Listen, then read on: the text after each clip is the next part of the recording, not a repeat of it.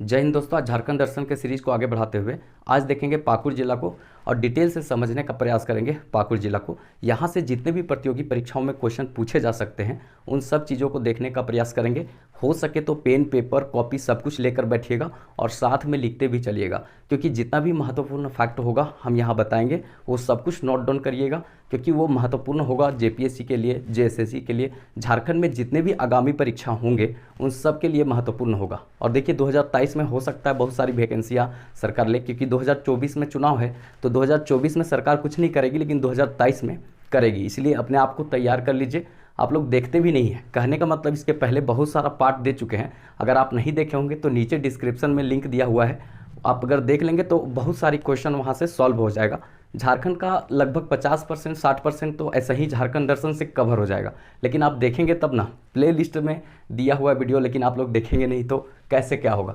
कहने का मतलब आज हम मैप से पूरा डिटेल से झारखंड को चलेंगे। कहने का मतलब पाकुड़ जिला कहाँ पे स्थित है और उसकी स्थिति अवस्थिति के साथ उसका इतिहास, उसका जोग्राफिकल कंडीशन सब कुछ देखने का प्रयास करेंगे। साथ साथ आप लोग लिखते भी चलिएगा, थोड़ा कॉपरेट कीजिए आप लोग, ठीक है। देखिए कहने का मतलब यहाँ पे देखेंगे अच्छा से तो एक मैप आप लोग ड्रॉ कर लीजिएगा साथ साथ में। देखिए हम भी एक मैप ड्रॉ कर रहे हैं, ठीक है, और एक सिंपल सा मैप बनाना है, ज़्यादा कुछ नहीं। एक झारखंड लगना चाहिए कि झारखंड है, ठीक है। और ये मान लेते हैं थोड़ी देर के लिए ये झारखंड है, क्या थोड़ी देर के लिए ये झारखंड है। तो हमको चलना है संथाल परगना, क्योंकि आपको पता है कि ये संथाल परगना जो परमंडल है उसी के अंतर्गत जो एक जिला है पाकुड़ है। संथाल परगना ये पूरा कहलाता है संथाल परगना, ठीक है, ये संथाल परगना है। अब ये संथाल परगना जो है इसी में से जिला है। जैसे इसका इसमें देखेंगे तो जिलों की संख्या कितने हैं, छः जिले हैं। इसके पहले वाला वीडियो में हम डिटेल बता चुके हैं, अगर आप नहीं देखे होंगे तो इसके पहले वाला वीडियो में जाकर देख लीजिएगा तो आपको सब कुछ समझ में आ जाएगा। कहने का मतलब संथाल परगना में 6 जिला की स्थिति बता दी है, जैसे देवघर, यहाँ पे दुमका, गोड्डा, साहेबगंज, फिर नीचे पाकुड़ हो गया, फिर इधर आएंगे तो फिर यहाँ पे जामताड़ा हो गया। इस तरह से 6 जिले हैं। उसमें से देखेंगे तो उप राजधानी जो है झारखंड का वो कहाँ पे है, तो ये आपका संथाल परगना में ही पड़ता है, दुमका, यहीं पर उप राजधानी है, ठीक है। अभी संथाल परगना का केवल एक जिला हम देखेंगे, साहेबगंज। अगर आप नहीं देखे होंगे तो नीचे डिस्क्रिप्शन में लिंक दिया हुआ है, उसको देख लीजिएगा तो ज़्यादा समझ में आएगा, क्योंकि साहेबगंज से ही कट करके बना है कौन, पाकुड़। तो पाकुड़ तब समझ में आएगा जब आप थोड़ा सा साहेबगंज का इतिहास को जानेंगे। देखिए साहेबगंज जो है वो हम बता दिए, वो ये एरिया है जिसमें से गंगा होकर गुजरती है, ये आपका साहेबगंज वाला एरिया हो गया। और इसी के नीचे लगने वाला जो एरिया है ये है आपका पाकुड़, ठीक है। तो पाकुड़ को थोड़ा सा याद रखिएगा, बहुत महत्वपूर्ण जिला होगा पाकुड़। ये है पत्थरों का एरिया जिसको बोलते हैं, काला पत्थरों का एरिया इसको बोलते हैं। और माल्टिनो टावर जो है का शहर इसको बोलते हैं, ठीक है। माल्टिनो टावर का शहर पाकुड़ को बोलते हैं। और काला पत्थर की नगरी जो है वो किसको बोलते हैं, तो इसी को बोलते हैं, मतलब पाकुड़ को बोलते हैं, ठीक है। तो पाकुड़ की स्थिति आपको समझ में आ गया कहाँ पे है, तो ये आप लिख देते हैं, जिला क्या चलना है, पाकुड़। अब ये पाकुड़ जो जिला है उसके बारे में हम थोड़ा सा विस्तार से समझते हैं। इसके पहले थोड़ा सा ये बात समझ में आ जाना चाहिए कि पाकुड़ आखिर अस्तित्व में कैसे आया था। तो आपको पता है कि साहेबगंज जो जिला है ऊपर में, साहेबगंज, ठीक है, ये जो जिला है, ये जिला जो साहेबगंज है इसका निर्माण हुआ था 17 मई, ठीक है, 17 मई 1983 ईस्वी को इसका निर्माण हुआ था, स्थापना हुआ था 17 मई 1983 ईस्वी को इसका निर्माण हुआ था साहेबगंज जिला का। साहेबगंज जिला से बाद में कट करके पाकुड़ जिला बना था। पाकुड़ जो है वो पाकुड़ जो जिला है वो साहेबगंज से ही कट कर बना था, ठीक है, कट कर बना था। तो याद रखिएगा पाकुड़ का निर्माण जो है वो साहेबगंज जिला से हुआ है, इसीलिए हम साहेबगंज पहले पढ़ा दिए हैं, आप उसको देख लीजिएगा तो आपको विस्तार से समझ में आ जाएगा। साहेबगंज जिला की स्थापना जो है वो कब हुआ था, तो ये हुआ था 17 मई 1983 ईस्वी को हुआ था। और पाकुड़ जो है उसकी स्थापना इसी से कट कर हुआ था, कब, 28 जनवरी 1994 ईस्वी को इसका निर्माण हुआ था। पता है 1994 ईस्वी में PK, ये ऐसे दिमाग में रखिएगा, P और K। तो P का मतलब हो गया आपका कौन सा, पाकुड़, और K मतलब हो गया कोडरमा। तो कोडरमा का भी निर्माण जो है 1994 ईस्वी में हुआ था। कोडरमा का भी निर्माण 1994 और पाकुड़ का भी निर्माण 1994 ईस्वी में हुआ था। ठीक है, तो इसको थोड़ा सा आप ध्यान में रखिएगा। तो जिला पाकुड़ स्थापना कब हुआ, स्थापना जो है इसका स्थापना कब हुआ, तो इसका स्थापना 28 जनवरी 1994 ईस्वी को इसकी स्थापना हुआ था। और किससे कटकर हुआ था, तो साहेबगंज से कटकर हुआ था। 17 मई 1983 ईस्वी को साहेबगंज बना था, उसी से कटकर इसका निर्माण हुआ था। ठीक है, तो इसको ध्यान में रखिएगा। क्षेत्रफल जो है वो दिमाग में थोड़ा रखना है, क्योंकि क्षेत्रफल जो है इसका 1800 कहीं 11 किलोमीटर और कहीं 1806 किलोमीटर इसका क्षेत्रफल देखने को मिलता है। बहुत बार आप देखेंगे तो क्षेत्रफल भी पूछ देता है। दरोगा का एग्जाम 2017 में हुआ था, वो हर शिफ्ट में ये पूछा जाता था कि इसका क्षेत्रफल बताइए, स्थापना बताइए। तो आप अगर झारखंड पुलिस या तो जेएसएससी का एग्जाम देते हैं तो ये पूछे जाने की संभावना बनता है। जेपीएससी में भी कभी गलती से पूछ दे, तो इसीलिए थोड़ा सा दिमाग में रखना जरूरी है यहाँ पे। भाई साहब कहने का मतलब थोड़ा सा साथ दीजिए आप लोग, जन्मदिन में हम पढ़ा रहे हैं यहाँ पे आप लोग को। कहने का मतलब आज के दिन 10,000 साल पहले मेरा जन्म हुआ था। ठीक है, जुरासिक काल के हैं हम, समझ रहे हैं, तो थोड़ा साथ दीजिए। बूढ़ा बुजुर्ग लोगों को भी थोड़ा साथ दीजिए आप लोग, क्योंकि आप लोग के साथ के बिना जो है वो नहीं चलेगा। थोड़ा पाकुड़ वाला भाई लोग थोड़ा पाकुड़ में शेयर कर दीजिएगा, क्योंकि वीडियो जब चलता नहीं तो देने का मन नहीं करता है। इसके पहले हम साहिबगंज पर पढ़ाएं, उसको भी लोग नहीं देखा है, तो क्या आप दें, मन नहीं करता है, लेकिन तो भी चलो बना देते हैं। ठीक है, कहने का मतलब जब ज़रूरत पड़ेगा लोग देखेगा।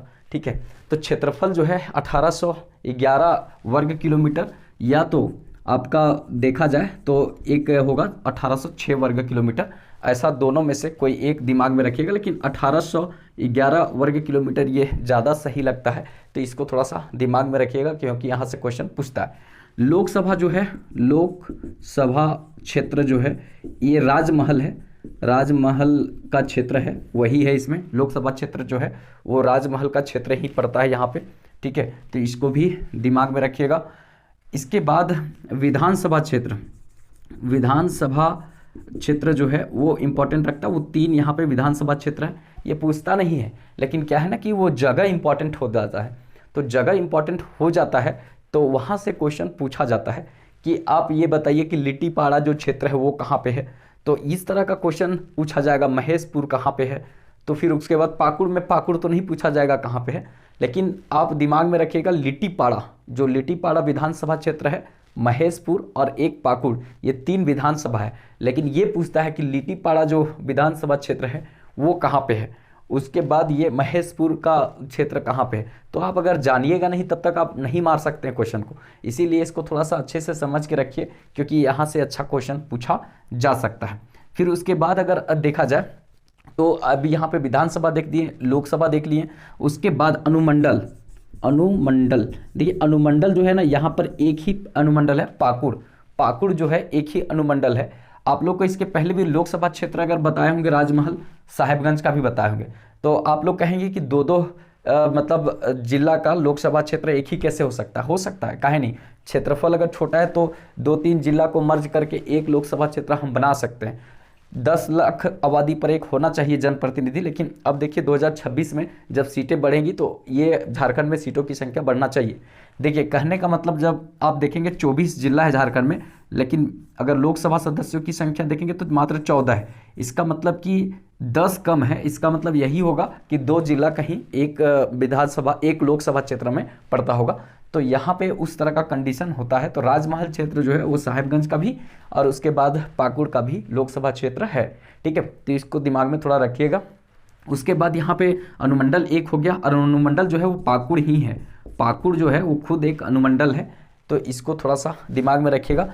एक चीज़ यहाँ पे बहुत महत्वपूर्ण होता है पाकुड़ में, पाकुड़ का साक्षरता दर। ठीक है, पाकुड़ का साक्षरता जो है वो इम्पोर्टेंट रखता है। पाकुड़ का साक्षरता जो है ना वो अगर देखा जाए तो बहुत कम है। कहने का मतलब जो है पाकुड़ में साक्षरता दर बहुत कम है। झारखंड में सबसे कम जो है साक्षरता दर कहाँ पे है, तो पाकुड़ में है।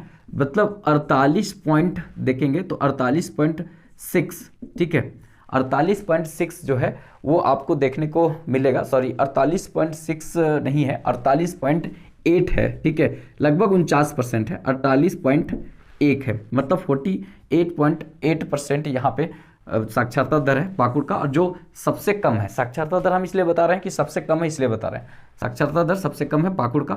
उसके बाद अगर सर्वाधिक देखेंगे, सर्वाधिक, ठीक है, सर्वाधिक अगर देखा जाए तो रांची का है, रांची का अगर देखा जाए तो सर्वाधिक रांची का है।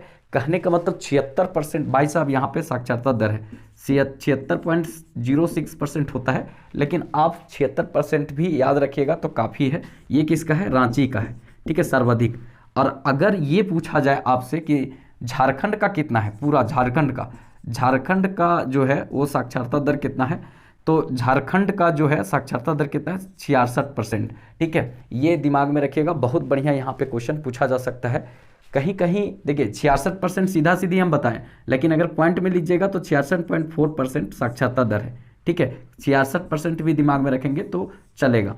और ये जो झारखंड का साक्षरता दर है वो पूरा देश में 28 राज्य हैं और प्लस में 8 केंद्र शासित प्रदेश हैं।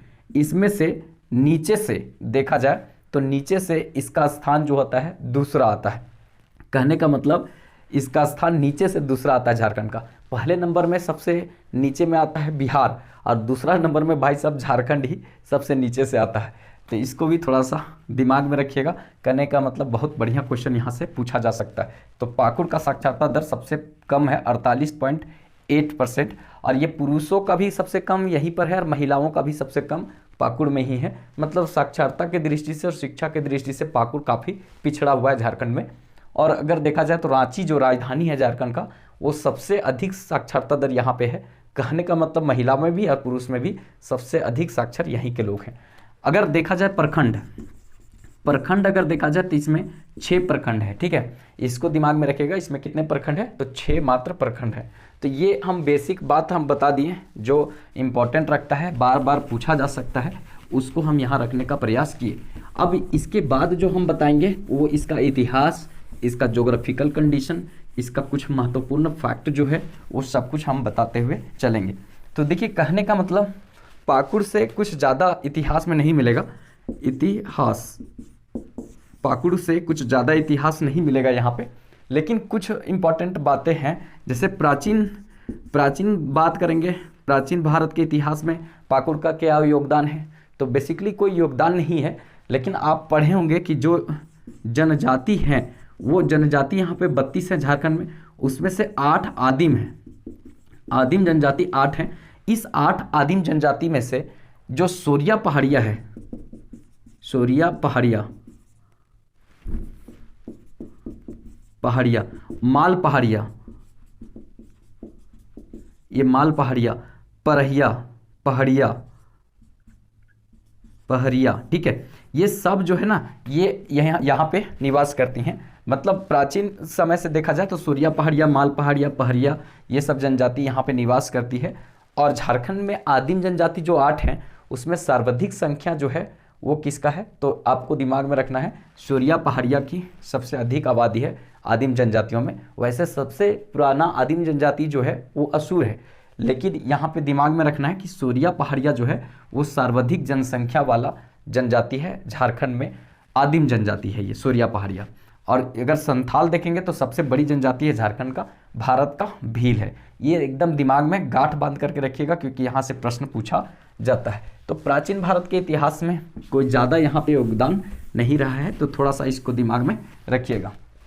इसके बाद मध्यकालीन में देखेंगे,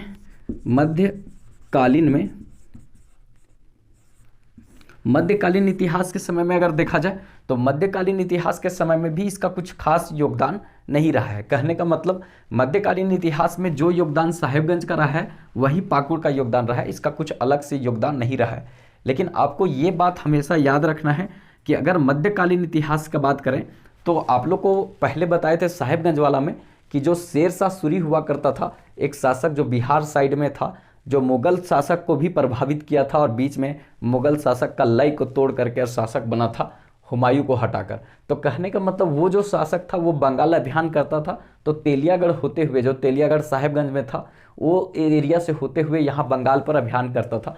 तो ये जो एरिया था कुछ पार्ट जो है उसके अंडर में हुआ करता था। शेरशाह सूरी का अस्तित्व यहाँ पाकुड़ वाला क्षेत्र में भी था, क्योंकि उस समय जो है पाकुड़ जो है साहेबगंज का ही पार्ट हुआ करता था। तो ये जो एरिया में मतलब यहाँ पे शेर शाह सूरी का अस्तित्व देखा जाता है। ये मध्यकालीन इतिहास में अकबर भी आया था। तो अकबर का जो सेनापति मान सिंह है वो राजमहल को क्या किया था, राजधानी बनाया था। तो राजमहल क्षेत्र को जब राजधानी बनाया था तो ये क्षेत्र जो है वो आपका पाकुड़ में भी है। कहने का मतलब 2000 वर्ग किलोमीटर में अगर फैला हुआ है पूरी तरीका से राजमहल का क्षेत्र, तो इसका मतलब स्वाभाविक सी बात है कि पाकुड़ का भी अस्तित्व इसमें रहा होगा। तो जो राजमहल क्षेत्र है उसमें मान सिंह जो अकबर का सेना प्रमुख था, कहने का मतलब तो वो जो है वो यहाँ पे क्या किया था, मतलब राजधानी बनाया था। तो ये पाकुड़ का क्षेत्र में भी पड़ता है, तो अस्तित्व यहाँ पर भी देखा जा सकता है। वैसे हम इसकी चर्चा साहेबगंज में कर चुके हैं, ठीक है, तो उसको देखना बहुत ज़रूरी है, ठीक है। अब इसके बाद हम आगे देखते हैं आधुनिक इतिहास में। आधुनिक इतिहास में अब देखिए आधुनिक इतिहास में क्या इंपॉर्टेंट रहा है उसको समझिए। कहने का मतलब आधुनिक इतिहास में दो ही बात के लिए महत्वपूर्ण होगा। एक यहाँ पे पहाड़िया विद्रोह हुआ था उसमें इसका इंपॉर्टेंट है पाकुड़ का। हम इसके पहले वाला भी वीडियो में बताए थे, ठीक है। 1700 आपका देखेंगे 72 से 1782 ईस्वी तक लगभग ये चला था, 10 सालों तक चला था पहाड़िया विद्रोह। ये पहाड़िया जनजाति के लोगों ने इस विद्रोह को किया था अंग्रेजों से रुष्ट होकर।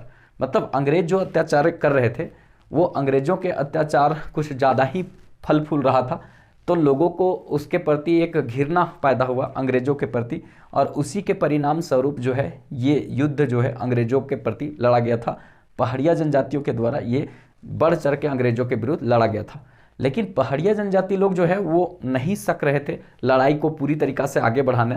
तो हुआ क्या कि पहाड़िया जनजाति के लोगों ने जो महेशपुर की रानी थी, पाकुड़ में पड़ता है महेशपुर, तो महेशपुर की रानी जो है रानी सर्वेश्वरी, और उनका जो मतलब एरिया महेशपुर था वहाँ पर रानी हुआ करती थी सर्वेश्वरी। तो ये जो पहाड़िया जनजाति के लोग हैं वो सर्वेश्वरी से जाकर मदद मांगे थे।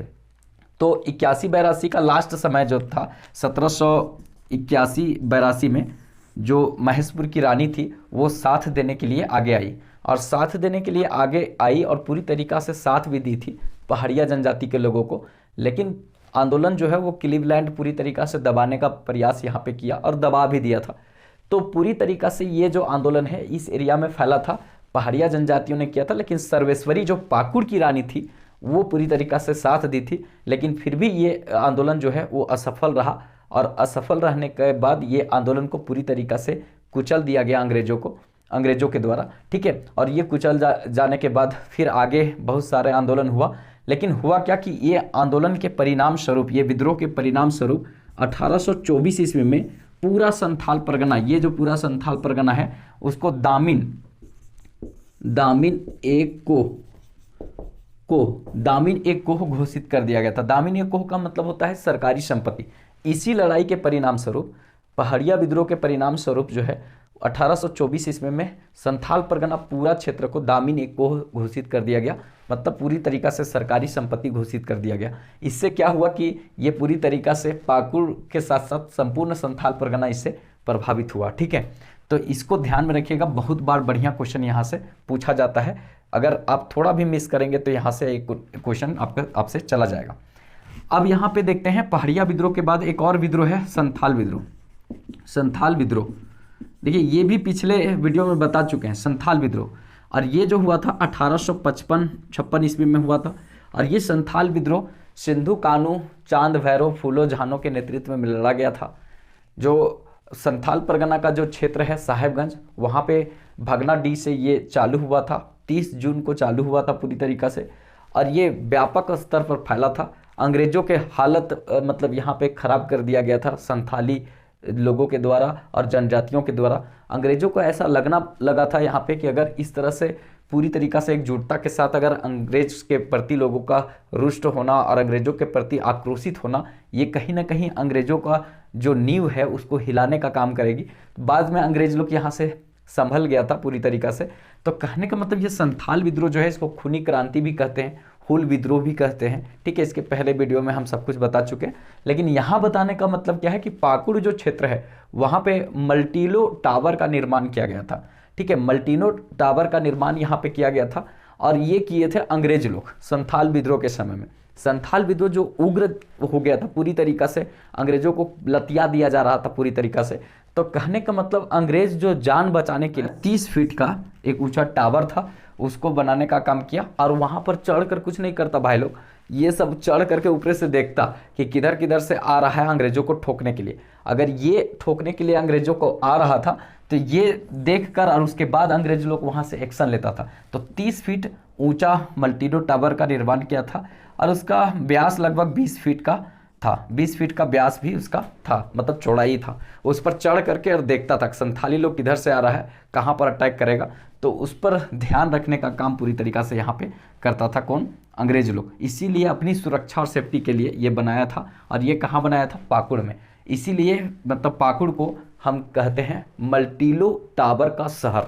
मल्टीलो टावर का शहर किसको बोलते हैं, पाकुड़ को बोलते हैं, क्योंकि ये टावर का निर्माण संथाल विद्रोह के समय में हुआ था।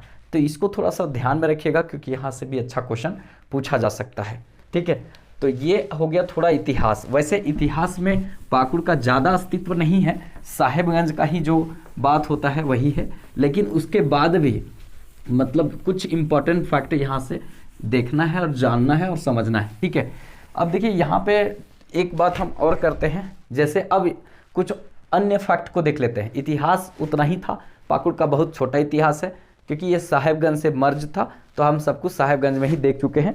तो यहाँ पे कुछ ज़्यादा खास नहीं था। ठीक है, यहाँ से शिक्षा वाला पूछा जाता है, सर्वेश्वरी रानी के बारे में पूछा जाता है। रानी सर्वेश्वरी के बारे में लोग बोलता है कि वो कुछ ऐसे लोग हैं जो रानी सर्वेश्वरी के बारे में बोलते हैं कि रानी सर्वेश्वरी को फांसी का सज़ा हुआ था।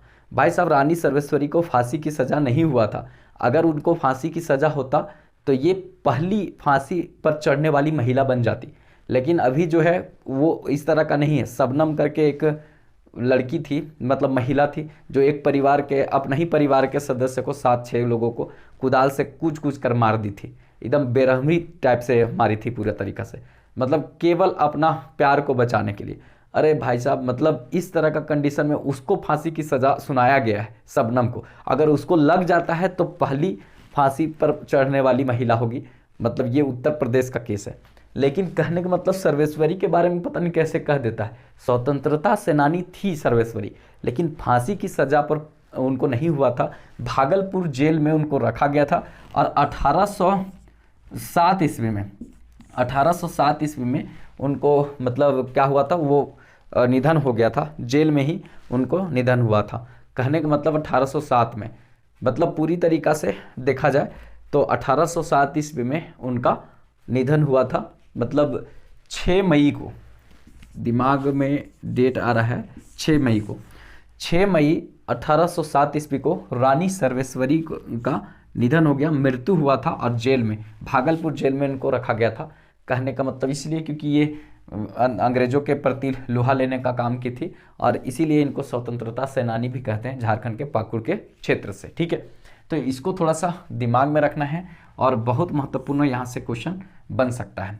अब यहाँ पे देखिए नदी देख लेते हैं। नदी कुछ इंपॉर्टेंट है, पर्यटन स्थल देखेंगे, उद्योग खनिज देखेंगे, फिर यहाँ पर ख़त्म हो जाएगा। ज़्यादा बड़ा ये नहीं था। नदी में बासलोई